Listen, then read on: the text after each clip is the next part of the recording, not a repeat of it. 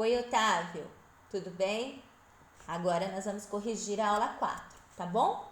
Água, características e estados físicos. Nosso gabarito da nossa aula. Você leu a historinha, o poema? Leu? Contou quantos versos tem e quantas estrofes? Vamos contar junto comigo? Então você lembra que o verso é cada frasezinha dessa, tá? Então vamos lá. Verso tem 1, 2, 3, 4, 5, 6, 7, 8, 9, 10, 11, 12. Eu tenho 12 versos. E quantas estrofes? Então, estrofes eu tenho, olha aqui, 1, 2 e 3. Lembra? Estrofes são os grupinhos de 4 versos do poema, tá? Pintou bonito? Esse desenho eu quero ver tudo quando a gente voltar, tá bom?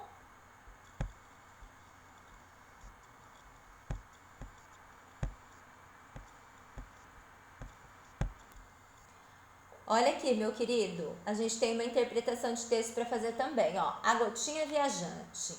No riacho bem límpido nasceu uma gotinha de água. Junto com outras gotinhas, viajou pelo riacho por entre pedras e folhagens. O sol forte fez a gotinha ficar bem leve e subir, subir. Lá no alto também encontrou muitas gotinhas que juntas formaram uma nuvem. O vento soprou forte e levou a nuvem para um lugar mais frio. Lá a gotinha virou chuva, então entrou na terra e novamente se juntou a outras gotinhas. As gotinhas alegres entraram nas plantas que moravam por ali, tornando as plantas bonitas e viçosas. A prof leu rapidinho assim, porque a prof já tinha lido essa historinha para você, esse textinho, né? Ok, agora vamos corrigir a interpretação de texto muito simples, sem dar muito trabalho, era só para você marcar um X, né? Vamos lá. Marca a alternativa correta de acordo com o texto. Num riacho bem límpido, nasceu uma cascata, uma baleia, uma gotinha d'água. Uma gotinha d'água. Acertou? O que fez a gotinha ficar bem leve e subir foi? O sol, ele aqueceu, né? Ele aqueceu a água mudou para o vapor e ficou leve e subiu. Muitas gotinhas juntas formaram uma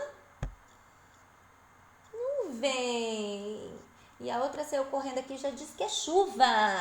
Vamos lá, a 4. O vento soprou a nuvem para um lugar bem frio e ela virou chuva, tá bom? Então tá aí a interpretação de texto da história que a gente leu antes. Meu querido Otávio, olha, eu deixei aqui essa tabelinha dos estados físicos da água pra gente recordar, tá? Então olha só. Aí. Então olha só. Os estados físicos da água são 3. O estado sólido, quando é o gelo, o estado líquido, quando é a água da torneira, e o estado gasoso, que é aquela fumacinha que sai do chuveiro, quando está muito quente, ou da tampa da panela quando a mãe abre, sai aquela fumacinha, tá? Aí, a mudança de estado a gente vai encontrar aqui. Quando ela está no estado líquido e ela começa a esquentar demais e ela vaporiza e ela vai para o estado gasoso, a gente chama esse processo de vaporização, tá? Quando ela está no estado do gasoso, que ela é um vapor, mas ela volta para o estado líquido, a gente chama esse processo, essa mudança de condensação. Para a gente ter esse processo aqui, tem que estar quente, tá? Do líquido para o gasoso, tem que estar muito quente para acontecer, certo? Quando a gente tem do estado sólido e vai para o líquido, lembra? O gelo que derreteu na sua perna e começou a escorrer água? Então, é a fusão. E quando eu tenho o líquido, que eu pus o gelo na geladeira, eu tenho o sólido, tá bom? Essa atividade, lembra que a prof falou que era igual o que a turma fizesse? Bom, essa atividade, ela é muito difícil, tá? Vamos fazer. Se você vê que você não vai entender, preferir deixar essa atividade sem fazer, para fazer comigo na sala de aula, também pode, tá? A gente guarda ela para fazer depois junto. Mas aqui, qual a primeira coisa que a professora fez? Eu já grifei a parte, pega aí seu grifa-texto, que eu sei que você tem, pega lá e grifa aí a parte que nós vamos usar. Eu já antecipei, tá? Aqui você vai fazer o seguinte, você vai lá ler a pergunta e volta aqui e grifa, tá? Então, o que você vai fazer? O que a prof fez?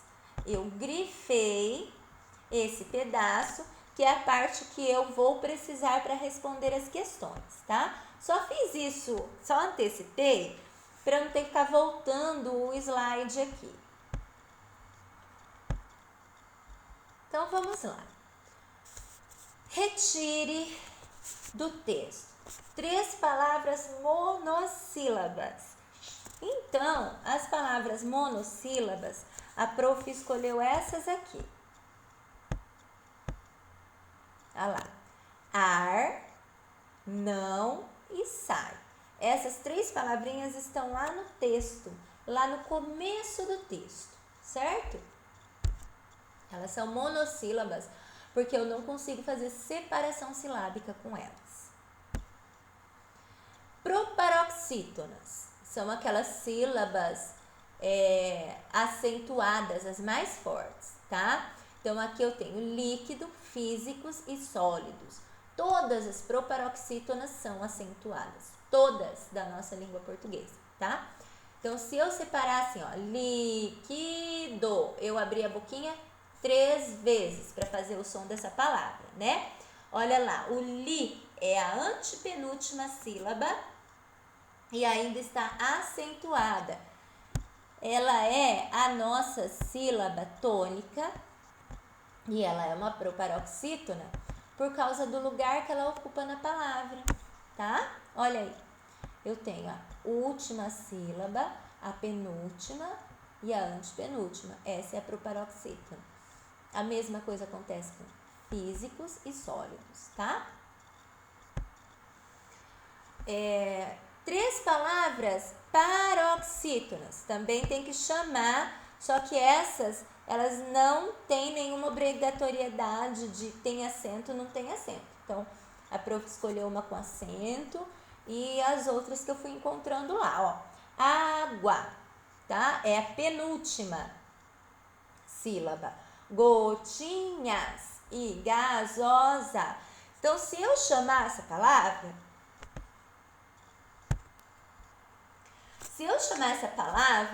eu vou chamar assim, água.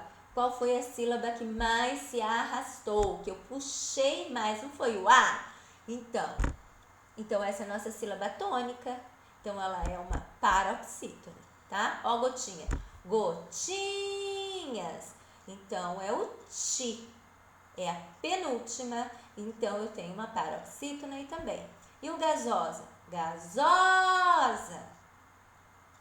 É o zó. Olha lá, é a penúltima, tá? Chama aí o nome da mãe, chama o nome do pai, da irmã, do irmão. Chama aí para você descobrir se o nome deles é uma paroxítona ou uma proparoxítona, tá? 3 verbos. A prof falou que não precisava fazer essa, mas aqui eu acabei respondendo. Então, no texto tem encontrar, sai e fica. Mas, professora, você colocou a palavra sai em 2 lugares? Sim, Otávio, ela pode ocupar mais de dois lugares até. Olha só, ela é uma monossílaba e ela é um verbo, porque ela faz uma ação, não é? Você tem cachorrinho aí na sua casa? Às vezes você não faz assim pra ele, sai, sai, sai, e ele não sai? Olha ele fazendo a ação de sair de onde ele está, né?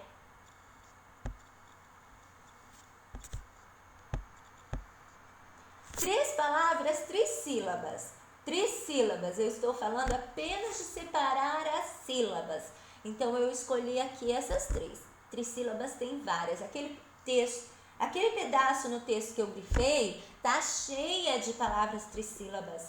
Você pode encontrar lá. Então, olha só aqui, ó. Mudanças, torneira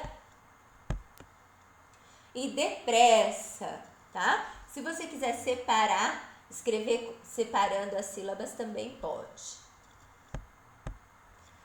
3 substantivos comuns. Então, substantivo é tudo aquilo que dá nome às coisas, certo? Então, se eu falo assim, como que é o nome daquela fumacinha que sai toda vez que a minha mãe levanta a tampa da panela? Ah, o nome daquilo é vapor.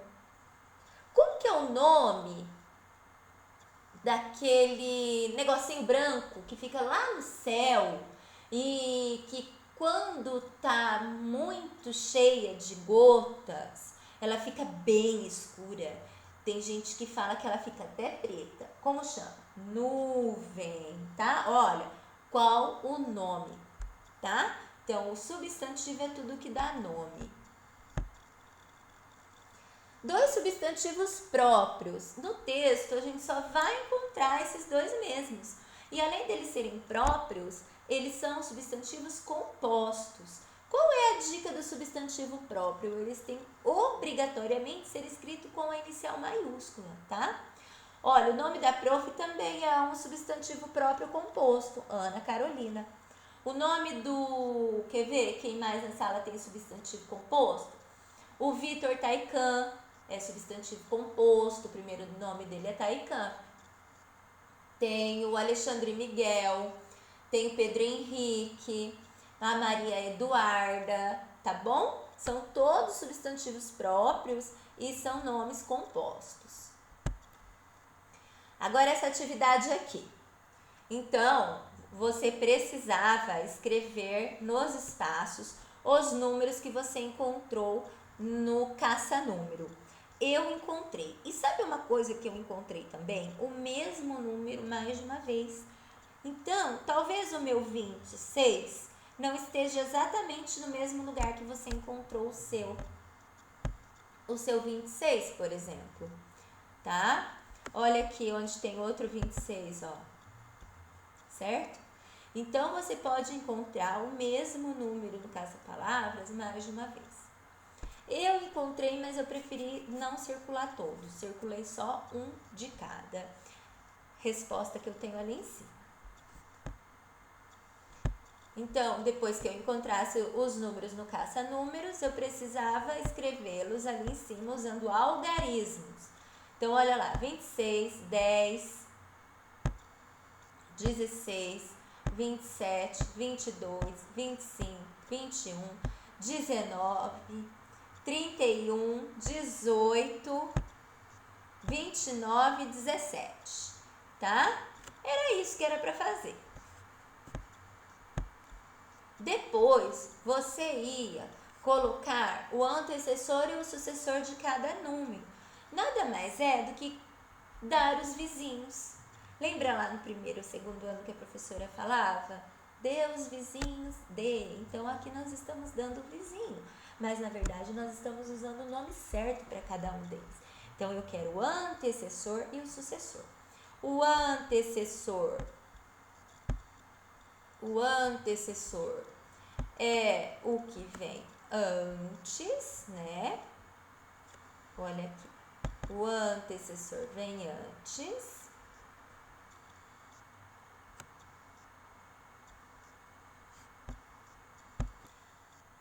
Olha lá, o antecessor vem antes do número e o sucessor vem depois do número. E como que eu faço para descobrir isso? No antecessor, eu vou tirar um número e no sucessor, eu vou aumentar um número, certo? Então, vamos lá. 26. Sucessor, 25. Antecessor, 25. Sucessor, 27. Veja que a gente conta assim, ó, 26, 27, 25, 26, 27. Do 16, o antecessor é o 15, o sucessor é o 17. 32, eu tenho antes 31, depois 33. 17, eu tenho antes 16, depois 18.